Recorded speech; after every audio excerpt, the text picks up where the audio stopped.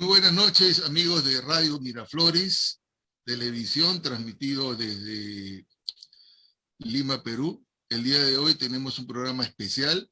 Nos visita desde El Salvador el doctor José Andrés Córdoba.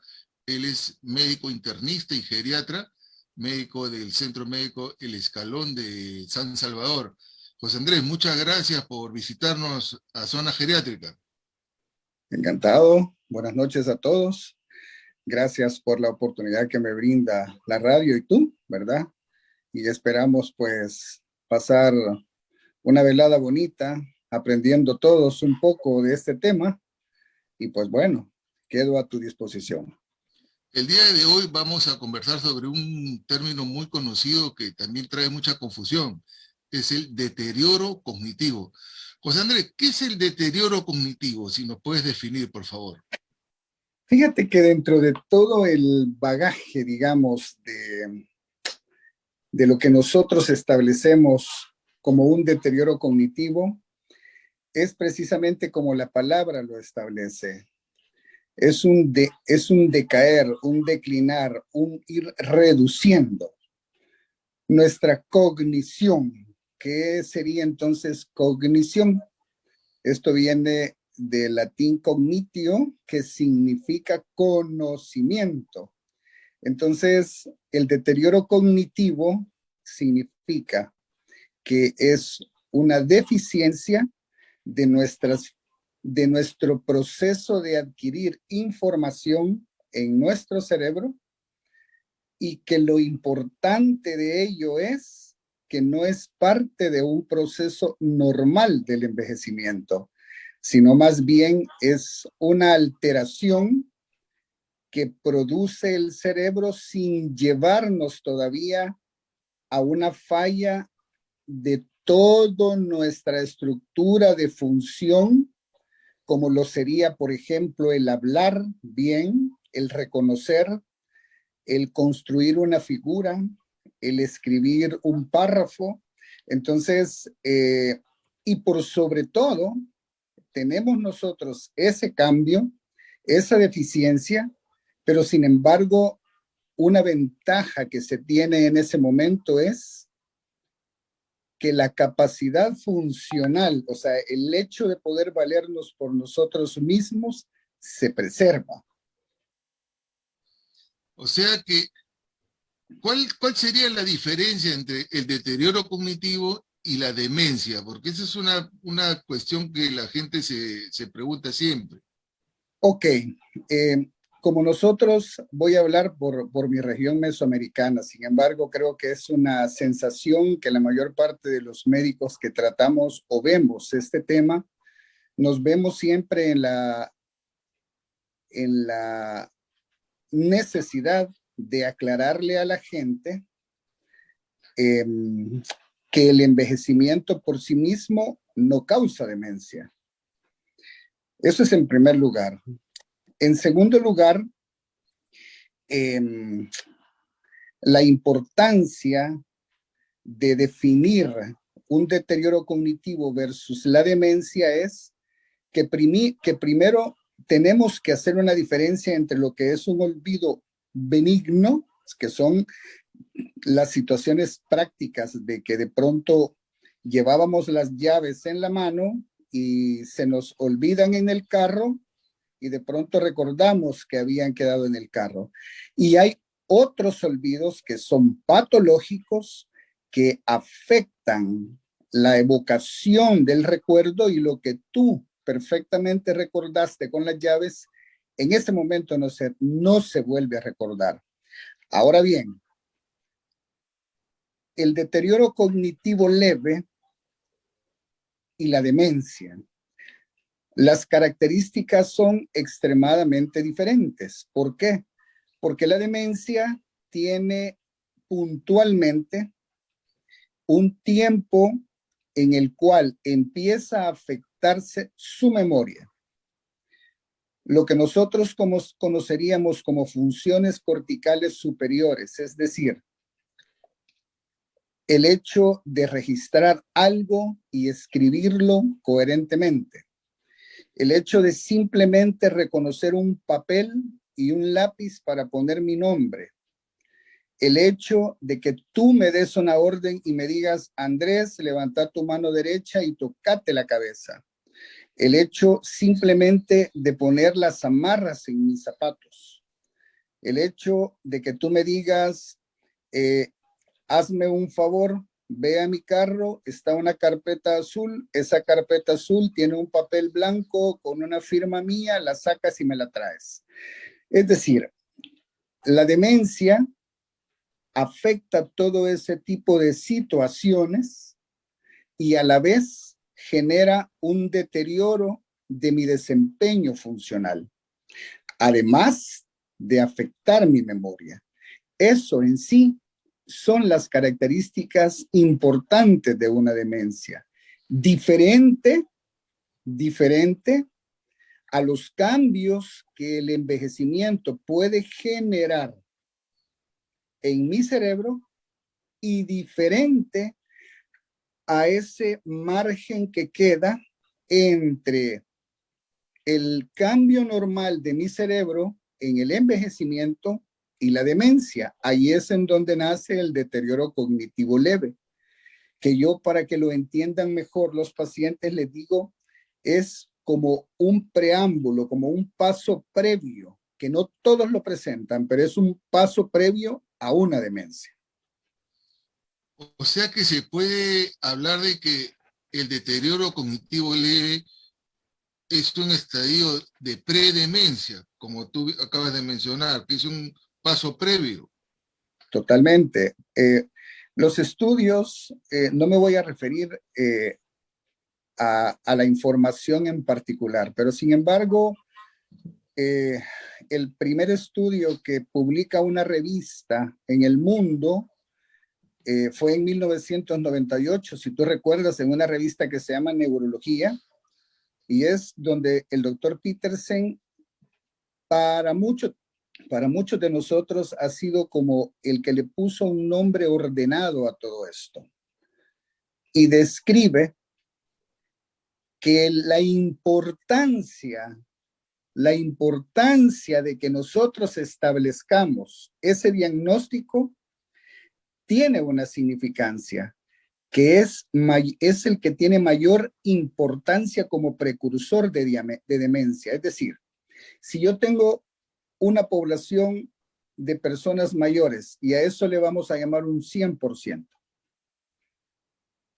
el deterioro cognitivo leve se diagnostica entre un 15 a 20% de esas 100 personas cada año. Y que al siguiente año ese 15 a 20% ha cambiado y se ha vuelto una demencia.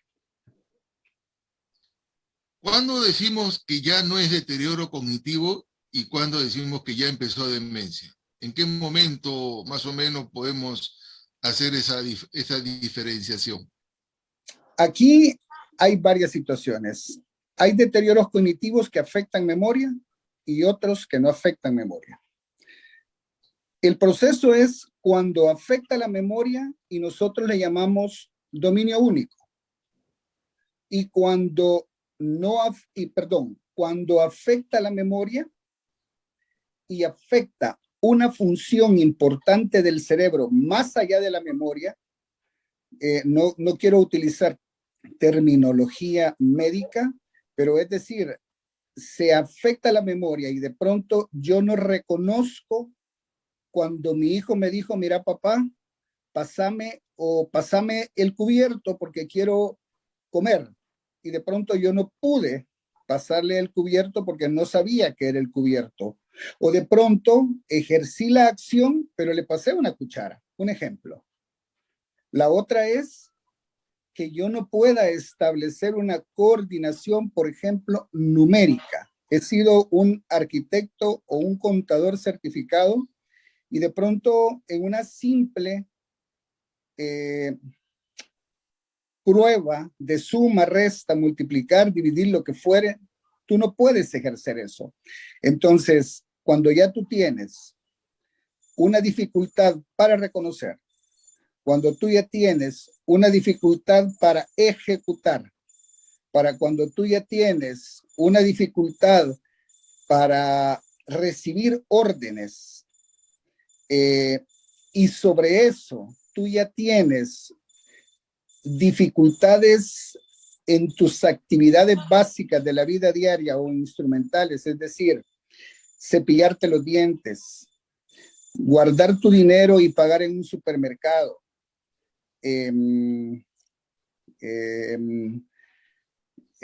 bañarte, saber que es un jabón y el jabón te va a servir para enjabonarte, o simplemente un peine para poder peinarte. Ahí es en donde la gente debe de pensar y decir, son condiciones, primero, que no son normales para una persona mayor. En segundo lugar, tampoco es un contexto leve. ¿Por qué? Porque de alguna forma mis funciones primarias cerebrales y mi desempeño en mi vida diaria se ha visto afectado. Yo creo que la idea primariamente no debería de ser que hagamos lo que a todos nos sucede, que consultamos hasta que llegamos a ese punto, sino que lo que deberíamos de establecer es que desde el momento en que nosotros notamos cierto grado de falla de memoria, no adjudicárselo al proceso de envejecimiento, sino que establecer una valoración por un facultativo y adelantarnos a ello. Porque eso simple y sencillamente lo que va a hacer es que podamos prevenir o enlentecer una progresión de una enfermedad que discapacite en menor proporción o en menor velocidad el problema de la persona mayor. ¿Y el deterioro cognitivo es hereditario o hay algún factor de riesgo para adquirirlo? Mira, de alguna manera hay factores específicos, pero en menor proporción, que pueden tener una relación con factores genéticos. Pero la mayor proporción son factores adquiridos. Es decir, un contexto de una obesidad, un tabaquismo, una diabetes, una hipertensión arterial, una alteración de los triglicéridos y el colesterol, todo esto viene generando una obstrucción lenta y progresiva a nuestras arterias en todo el cerebro, en nuestro corazón y en nuestras arterias de todo el cuerpo. Tarde o temprano, estos son factores contribuyentes o secundarios que son parte del desarrollo de una afectación como una demencia. ¿Y se puede intervenir, dar algún tipo de tratamiento para que la persona con deterioro cognitivo no llegue a demencia? ¿O qué es lo que se debe hacer? Sinceramente, yo creo de que hay varias condiciones que nosotros tenemos que tener en consideración. Primero viene la recomendación en la cual tenemos que tener un como adelanto, lo que nosotros en medicina llamaríamos prevención primaria. No tenemos un problema, pero sin embargo, podemos adquirirlo. ¿Por qué? Por nuestro sedentarismo, porque padre o madre fueron diabéticos, por nuestros hábitos de alimentación, etcétera. Entonces, lo primero que nosotros debemos de buscar es lo que siempre los médicos hablamos y que a veces pareciera que es tan repetitivo que ya de pronto lo pasamos inadvertido. El hecho de nuestra actividad física, el hecho de mantener en la actividad física un componente de protección al músculo esquelético para que éste no se vaya perdiendo, quiere decir menos sedentarismo, una dieta en donde intentemos bajar un poco los carbohidratos, sea pan, sea yuca, sea papa, sean espagueti, sea lo que fuere, y de pronto también el contexto mismo de la hidratación, de evitar el cigarrillo, de evitar el alcohol, o sea, eso sería desde el proceso de prevención primaria. Ahora, ¿cómo nosotros establecemos ya la prevención secundaria. Ya tenemos el problema, pero lo que no hemos recibido todavía es, por ejemplo, en un diabético, en un hipertenso, en un problema de triglicéridos y colesterol, no hemos todavía sentido lo que sea una enfermedad cerebrovascular o un infarto agudo al corazón. Entonces, aquí tenemos que tratar eso para evitar consecuencias. Y las terceras, que es el factor de prevención terciario, es que tú ya tienes el problema, pero lo que estamos intentando en ese momento es que el paciente no se complique más y muera en condiciones mucho más problemáticas de las que ya está. Ahora, eso es de la intervención médica. ¿Existe alguna herramienta, algún análisis que se pueda emplear para el diagnóstico del deterioro cognitivo? Claro, se utilizan ciertas pruebas, ¿verdad? Que esas uno las va desarrollando dentro de su consultorio particular, en donde tú vas midiendo capacidades en la memoria, en el cálculo, en el razonamiento, en la, en la facilidad de entendimiento de una acción, de una orden, y en base a esas pruebas que tú realizas, tú estableces inicialmente lo que nosotros llamamos una probabilidad, porque son pruebas de screening. Significa que no son de criterio, pero a ti te alertan. Ya. Y te indican la probabilidad de cómo esa persona se encuentra, teniendo también en consideración el grado escolar. Ahora pues se utilizan en el mundo 2, 3 valoraciones importantes. Dependiendo de la región, pues así es que cada uno va desarrollando las pruebas, pero estas pruebas las realiza el facultativo y él está en la obligación de darle el poder o la interpretación importante para darle un seguimiento y decir, este paciente me parece que probablemente está teniendo un olvido benigno o este paciente tiene una posibilidad de tener cierto grado de deterioro o realmente el paciente está muy afectado y hay que interiorizar para definir qué tipo de demencia es la que en ese momento el paciente está presentando. Y este tipo de juegos que estimulan la mente, vamos a decir crucigramas, sopa de letras, no sé cómo se dice en El Salvador, Igual, pupiletra, igual. y igual, perfecto. Sudokus, etcétera, ¿sirve, funcionan, ayudan?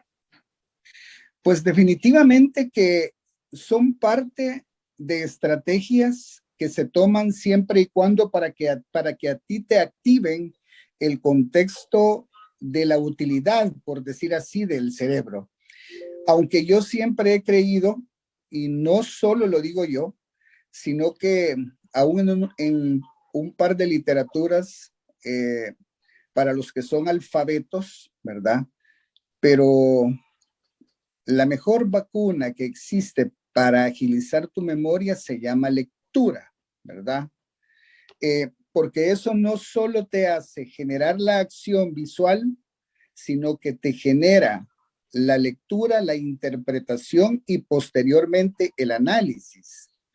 Y luego tú puedes generar aún hasta repeticiones dentro de condiciones que a ti te interesan, porque entre tú más lo realices, tu memoria va a guardar mejor la información. Es decir, todo lo que a la persona, todo lo que a nosotros nos genere crear una activación de nuestro cerebro para almacenar cierta información, eso es parte del factor protector de tu cerebro, que no implica ningún tipo de tratamiento de carácter farmacológico. Miren, qué importante el dato que nos está dando el doctor Córdoba de El Salvador, la lectura. Lean, Ahora, no necesariamente me imagino que tienen que ser grandes libros, basta el periódico, estar informado, ¿no? Y bueno, y si se puede leer pues más cosas. Y José Andrés, ¿qué tan importante es la musicoterapia? ¿Puede servir? ¿Puede ayudar? Por, por supuesto que nos puede servir. Eh, no solo a ti te genera una reacción de placer. Eh, hay una carta al editor por tratar de ser claro para nuestra audiencia. En las revistas que nosotros establecemos como consulta, eh, a veces se nos permite a los médicos generar algún artículo, alguna opinión que vaya relacionada con lo que en los temas de ese momento se están dando. Y dentro de todo ello, ¿verdad? Eh, hay situaciones en las cuales todo este tipo de condiciones eh, eh, te estimulan, ¿verdad? Es como, es como decirte, yo no sé si tú has revisado la teoría de la repetición o la curva del olvido. Entre más yo repito, mi canalización de la idea va a tener menos chance de ser olvidada. Entonces, me parece a mí que hay varias condiciones o varias estrategias que nosotros podemos echar mano y que no solamente nos pueden servir como una fuente de información, sino que como una fuente de estimulación. De pronto, para algunos puede ser rock, para otros puede ser un clásico, para otros puede ser una balada, un bolero, ¿verdad? Pero todo ello se ha demostrado que te genera a ti principalmente una idea, que es un recuerdo. Y eso no sucede, por ejemplo, cuando nos enamoramos por primera vez. Y uno se recuerda en la escuela o en el colegio y vos decís, se me vino a la mente María, por ejemplo. Y tú te acordás de María, de cómo era el vestido.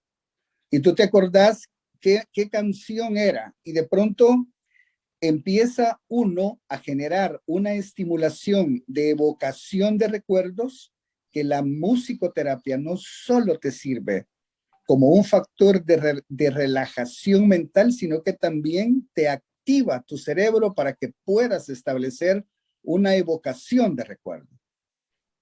Miren qué importante, ¿eh? Y bueno, antiguamente pues las músicas tenían muy buenos mensajes, buena letra. Ahora los chicos de ahora están escuchando una música muy fea, el Eh, eh, reggaetón. hace unos meses tuve la fortuna de que me invitaran a participar en un análisis sobre la temática de la musicoterapia.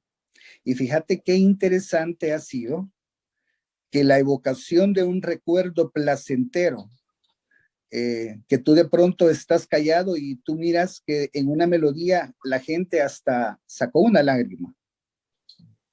Entonces, ahora se ha demostrado que con la actual música que tenemos, que voy a evitar los géneros para no herir susceptibilidades por si alguien no se escuchara, pero hay unos géneros que no evocan nada. Eh, a lo mucho que se estableció para un grupo de 40 años fue recordar, por ejemplo, una simple oración como de un acto sexual, por decirte algo. Sí, Entonces, las letras son terribles. y a la larga no te establecen a ti tampoco una dinámica proactiva. Es decir, eh, cualquiera me diría, ok, pero estimula. Sí, de acuerdo, estimula. Pero recordémonos que la música terapia estamos hablándola en el tema de deterioro cognitivo, estamos hablando de memoria, estamos hablando de personas mayores. Ahora, lo interesante será, Carlos, ver cuando tú y yo ya estemos fuera de la frecuencia modulada y ver qué pasa con esta población cuando estén como nosotros, qué va a generarles, ¿verdad? Más sin Sí. embargo, hoy por hoy, yo te soy honesto, como decía Goethe, con el que canta siéntate con confianza. Los malvados no tienen canción. En mi oficina, en los 20 y tantos años que tengo de ejercer, toda la vida hay música.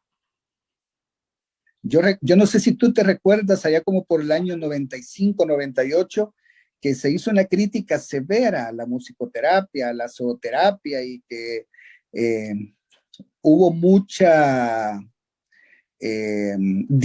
asintonía sobre la condición de todo esto y que a lo largo del tiempo ha demostrado que son herramientas que no pagas, que las tenés frente a ti y que definitivamente generan una reacción positiva a la estimulación del cerebro. Aparte que la música se canta, se escucha, se baila y se toca. Yo no sé tocar instrumentos, pero tocaré la mesa, pues, o algo para llevar el ritmo. Ahora, José Andrés, ya estamos terminando, lamentablemente el tiempo se va rápido, pero en los adultos mayores el factor espiritual, hay como una especie de reencuentro con lo espiritual, independientemente de la religión, ¿no? Si tú vas a las iglesias, están llenas de adultos mayores, vuelvo a decir, independientemente de la religión. ¿Puede ayudar la parte espiritual en el tema del deterioro cognitivo? A mí me parece que, como tú dices, independientemente de la fe, sí ayuda. Yo creo que el hecho que tú te sientas resguardado, que tú te sientas con una esperanza, que de alguna manera tú no eres solamente cerebro, tú eres cuerpo, al igual que yo, mente y espíritu. Así es. Y ese triángulo es ineludible. El que lo niegue, pues tendrá que ser fuera de nuestra, al menos, Vía Láctea, porque los que estamos formados en esta tierra, todos tenemos ese triángulo. Y definitivamente, yo hoy le decía a un paciente precisamente, hay situaciones que a lo largo del tiempo tal vez no sean las frecuentes y tal vez sean únicos eventos, pero en donde tú te das cuenta que los cánones de la medicina muchas veces rayan con la experiencia de lo que tú ves en los pacientes. A medida el contexto de tu relación con lo que tú consideres que es un ser más allá y que tú depositas tu confianza sobre ello, créeme lo que yo he visto dos situaciones. La primera, y que es la más frecuente afortunadamente, es que la gente cambia de actitud. La gente establece como una dinámica más positiva sobre ver el problema que tiene. Porque al principio tú lo niegas, pero después tú no puedes negarlo, tú mismo lo estableces. Y en un porcentaje menor, cuando el contexto avanza, y eso lo veo yo en profesionales con maestrías y situaciones de coeficiente intelectuales brillantes, en donde lo que genera el contexto de tu espiritualidad, cuando tú no te has visto beneficiado de ello o esperabas una respuesta, es desafortunadamente depresión. Miren, qué interesante. Y aparte, me parece que es parte del envejecimiento activo, ¿no? Porque ya te mantiene de una u otra forma conectado con congéneres, con personas coetáneos y participativo, porque la gente participa de su iglesia, de su parroquia, empieza a aprenderse algunos rezos de memoria. Como comentaba, el tiempo lamentablemente ha sido cruel, pero hemos sacado mucho provecho en esta entrevista con el doctor José Andrés Córdoba desde El Salvador.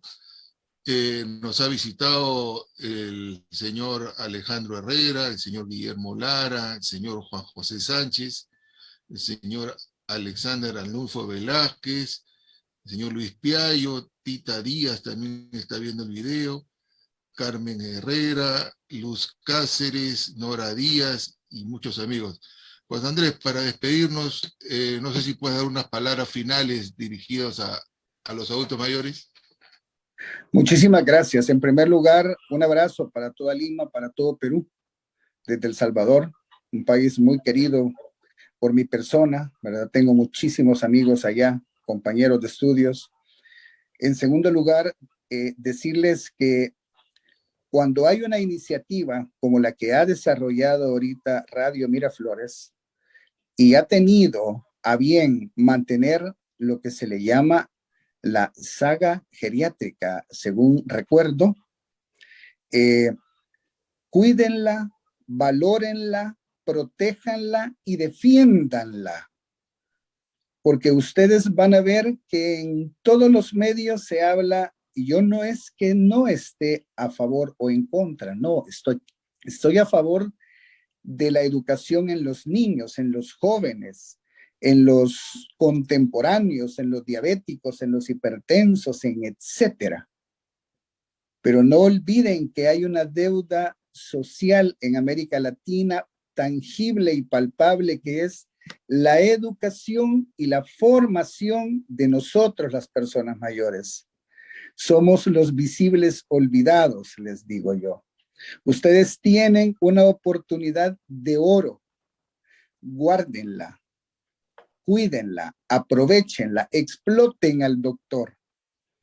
Hagan lo que él genere más información, y para que aprovechemos esta noche y la apliquemos, traten de siempre repasar todos los programas que el doctor tiene, porque ahí van a encontrar ustedes una serie de información que muchas veces no está a la mano.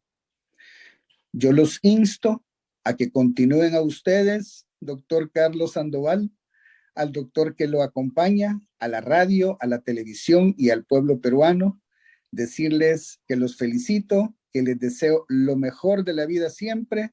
Un abrazo para todos y muchas gracias por la oportunidad que me dieron. Gracias, José Andrés. ¿Tienes alguna red social o algún medio donde se te pueda ubicar o seguir? Sí, nosotros en Facebook estamos como Procuido. Ya será otro momento que conversaremos eso, ¿verdad? Y en Twitter es @elgeriatrasb. Muchísimas gracias. Y bueno, eso sería todo por hoy en Zona Geriátrica, el espacio del adulto mayor por Radio Miraflores. Hemos tenido un programa de lujo y, como dice el doctor José Andrés Córdoba, que pueden revisarlo y aprender muchísimo, porque todos los invitados de este programa son de mucha calidad. Muy buenas noches y nos vemos el próximo miércoles. Muchas gracias, buenas noches.